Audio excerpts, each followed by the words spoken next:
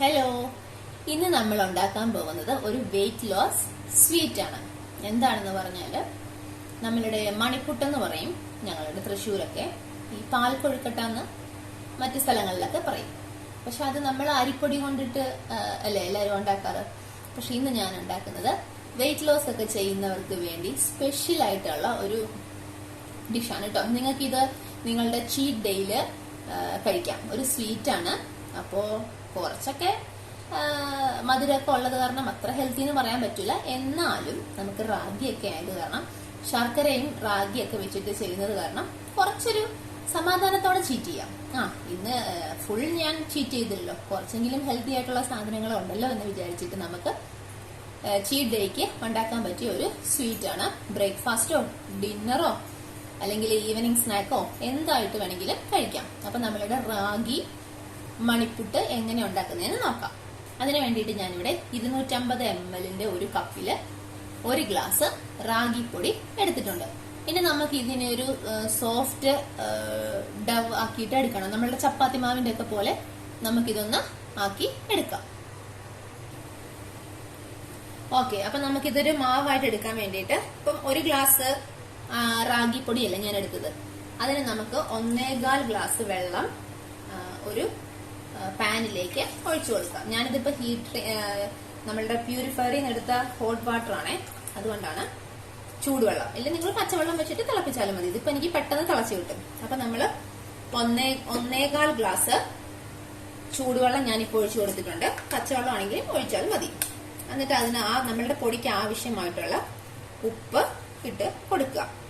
Okay, പിന്നെ നമുക്ക് കുറച്ച് ഒരു ഓയിലും കൂടെ ചേർത്ത് കൊടുക്കാം. ഞാനിപ്പോ ഇവിടെ ഒലിവ് ഓയിലാണ് ഒഴിച്ചു കൊടുക്കുന്നത്. ഒരു 1/2 ടീസ്പൂണൊക്കെ ഓയിൽ ഒഴിച്ച് ജസ്റ്റ് ഒന്ന് ഒഴിച്ചു കൊടുക്കുക. അത് നമ്മുടെ മാവ് നമ്മൾ കുഴയ്ക്കുമ്പോൾ നല്ല സോഫ്റ്റ് ആയിട്ട് വരാൻ വേണ്ടിയിട്ടാണ്. ഇനി എന്താ ചെയ്യേണ്ടതെന്ന് വെച്ചാൽ നമുക്ക് ഈ വെള്ളം ഒന്ന് തിളപ്പിച്ച് എടുക്കാം. ഓക്കെ, ഇതിപ്പോ പെട്ടെന്ന് തിളക്കും. വെള്ളം തിളച്ചിട്ട് നമുക്ക് ഈ പൊടി അതിനകത്തോട്ട് ഇട്ട് കൊടുത്ത് ഒന്ന് ജസ്റ്റ് മിക്സ് ചെയ്ത് എടുക്കാം. ഓക്കെ, അപ്പൊ നോക്കിക്കേ, നമ്മളുടെ വെള്ളം നന്നായിട്ട് തിളയ്ക്കാൻ തുടങ്ങി. ഇനി നമ്മൾ എന്താണെന്ന് വെച്ചാൽ ചെയ്യേണ്ടത് വെച്ചാൽ നമ്മളുടെ ഫ്ലെയിം ഓഫ് ചെയ്യുക. ഓഫ് ചെയ്തിട്ട് ഈ പൊടി ഇങ്ങനെ ഇട്ട് കൊടുക്കുക. കണ്ടോ, ഇതാ ആ 1 കപ്പ് പൊടി ഇട്ട് കൊടുത്തു. ഇനി നമുക്ക് നന്നായിട്ട് ഇതൊന്ന് കണ്ടോ നന്നായി ഇതൊന്ന് മിക്സ് ചെയ്ത് കൊടുക്കുക. ഇതാ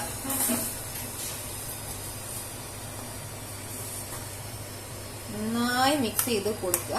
അപ്പൊ ഇതൊരു നമ്മളുടെ ചപ്പാത്തി മാവിന്റെ പരുവത്തിൽ നമുക്ക് കിട്ടും.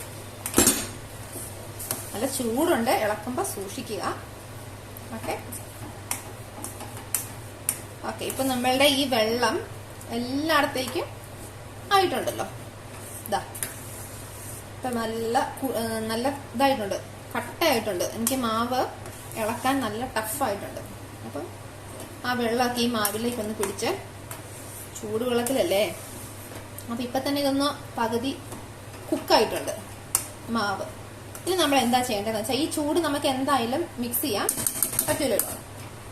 ഇനിയിപ്പൊ ഞാനിത് ഒരു ഇത് വെച്ചിട്ട് ഒരു പാത്രം വെച്ചിട്ടോ അത് അടപ്പ് വെച്ചിട്ടോ എന്തെങ്കിലും നിങ്ങൾ ജസ്റ്റ് ഒന്ന് മൂടി വെക്കുക. ഇനി ഇതൊരു 2-3 മിനിറ്റ് കഴിഞ്ഞിട്ട് നമുക്ക് ഓപ്പൺ ചെയ്തിട്ട് ചെറിയ ചെറിയ ബോൾസ് ആക്കിയെടുക്കാം.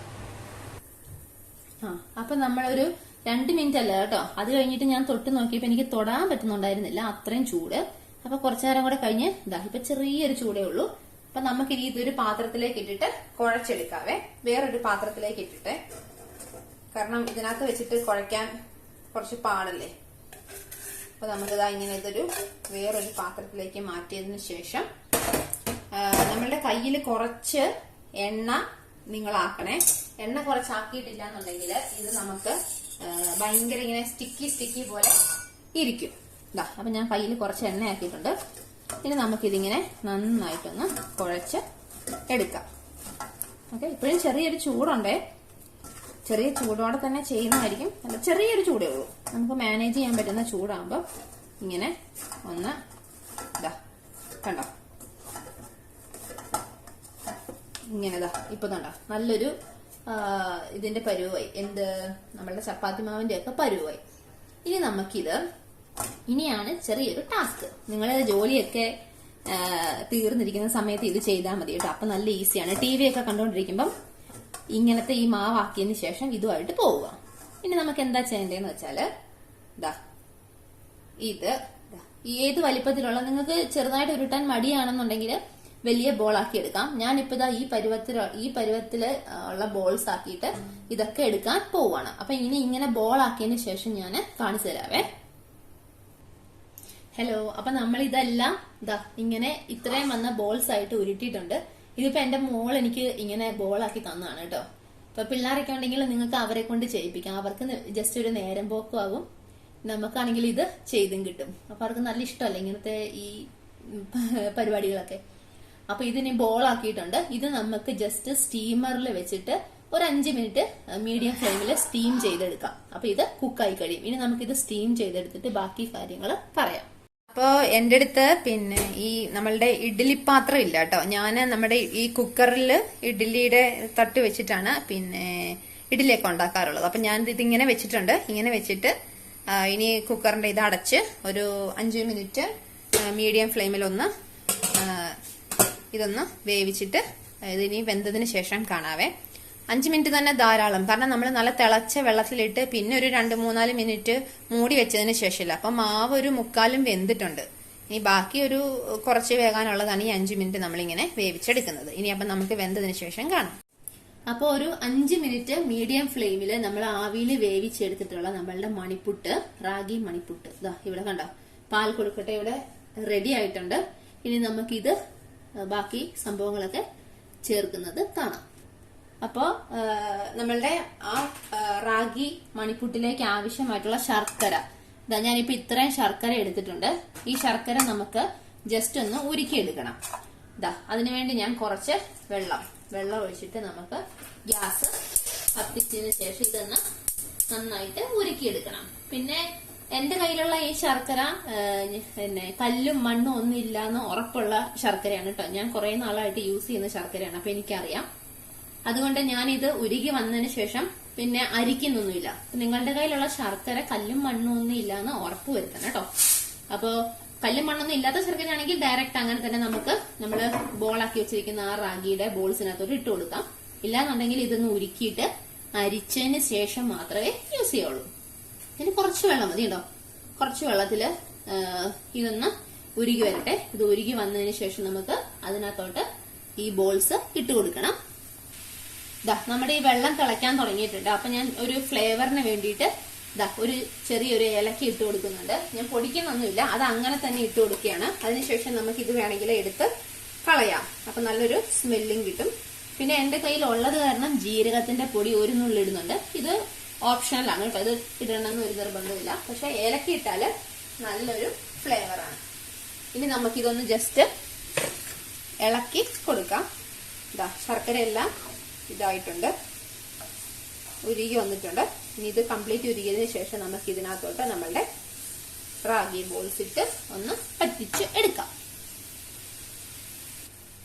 അപ്പൊ നമ്മളുടെ ശർക്കര നന്നായിട്ടൊന്ന് തിളച്ച് വന്നിട്ടുണ്ട്.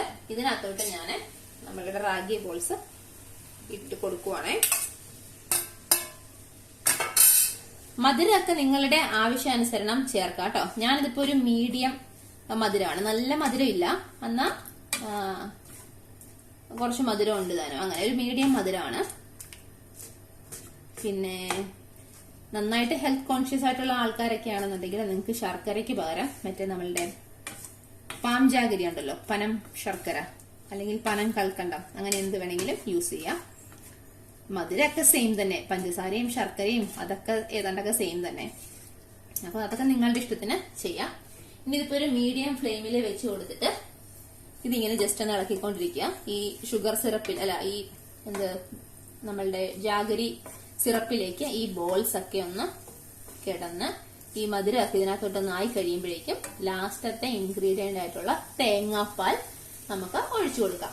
തേങ്ങാപ്പാൽ ഞാനിപ്പോ വളരെ കുറച്ച് ഒഴിക്കുന്നുള്ളൂ. നിങ്ങൾക്ക് കുട്ടികൾക്കൊക്കെ വേണ്ടി കൊടുക്കാനാണെങ്കിൽ തേങ്ങാപ്പാൽ നന്നായി ഒഴിക്കാം കേട്ടോ. അപ്പൊ നല്ല ടേസ്റ്റ് ആയിരിക്കും ആ തേങ്ങാപ്പാലിൽ കിടന്ന് കുറുകി ഇത് കഴിക്കാൻ വേണ്ടിയിട്ട്. പിന്നെ ഓർക്കുക, ഡയറ്റ് ചെയ്യുന്നവരൊക്കെ ആണെങ്കിൽ ഓർക്കുക, തേങ്ങാപ്പാല് കാലറി കൂടിയ സാധനമാണ്. അപ്പൊ അതിനനുസരിച്ച് ഒഴിക്കുക. ഞാനിപ്പോ ഇത് ആയതിനു ശേഷം കുറച്ച് തേങ്ങാപ്പാല് ഒഴിക്കുന്നുള്ളൂ. അപ്പൊ ഇനി ഇത് ആയതിനു ശേഷം നമുക്ക് കാണാം. ഓക്കെ, ഇതാ നമ്മളുടെ റാഗി ബോൾസിലേക്ക് ഈ ശർക്കര എല്ലാം പിടിച്ചു. ഇത് നല്ല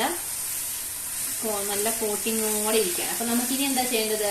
നമുക്ക് തീയ ലോ ഫ്ലെയിമിലേക്ക് വെച്ചതിന് ശേഷം ഞാൻ വേണ്ടേ കണ്ടോ, ഇതിനൊരു അര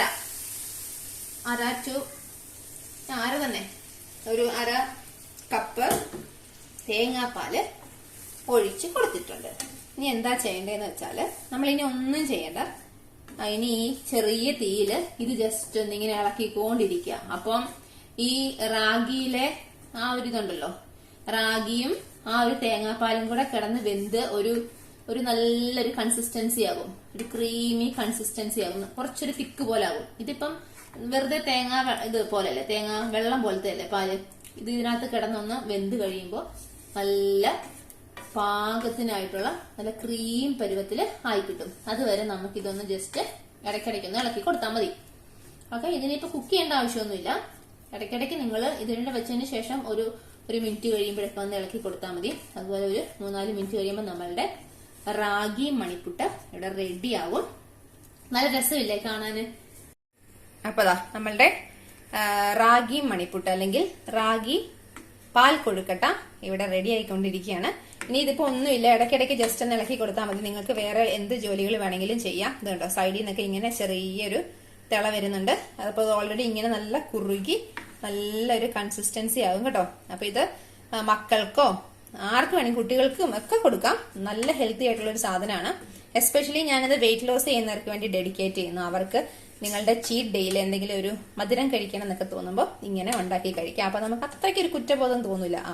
റാഗിയും കൊണ്ടല്ലേ ഉണ്ടാക്കിയെന്നുള്ള ഒരു മനസമാധാനം എങ്കിലും കിട്ടും. അപ്പൊ എല്ലാരും ട്രൈ ചെയ്ത് നോക്കുക. വീഡിയോ ഇഷ്ടപ്പെട്ടാല് നിങ്ങൾ എന്റെ ചാനൽ ഒന്ന് സബ്സ്ക്രൈബ് ചെയ്യുക.